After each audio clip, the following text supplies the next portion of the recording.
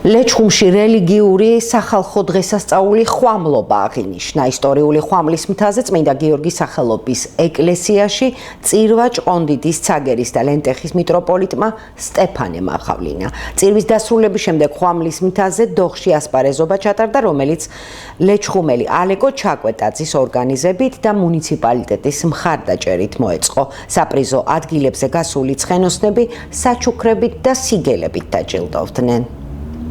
გილოცავთ ხვამლობის დღესასწაულს მერთვა სიკეთე მშვიდობა სიხარული მოგცეთ და რა ვიცი რაც თავარია ჩვენთვის ახლა უფლის წყალობა რომ უფალი წყალობდეს ყოველ ჩვენ ნაბიჯზე ვთხოვოთ უფალს ვილოცოთ მის წინაშე და ესეთი დღეები ლამაზი და სასიხარულო და მშვიდობიანი გქონდეს მერთვა დაგოს დღეს ლეჩხუმში ხვამლის ლეგენდარულ მთაზე აღინიშნება ხვამლობის დღესასწაული. ხვამლის წმინდა გიორგის სახელობის ტაძარში მეუფე სტეფანემ აღავლინა წირვა ლოცვა. უამრავი მომლოცველი აქ ამოსული საქართველოს სხვადასხვა კუთხიდან.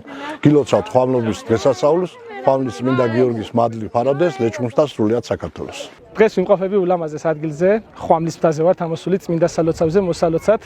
ძალიან ბედნიერი ვარ ამ ულამაზეს ადგილზე, კი ხედავთ, კადრშიც ჩანს როგორი ზღაპრული ადგილი არის.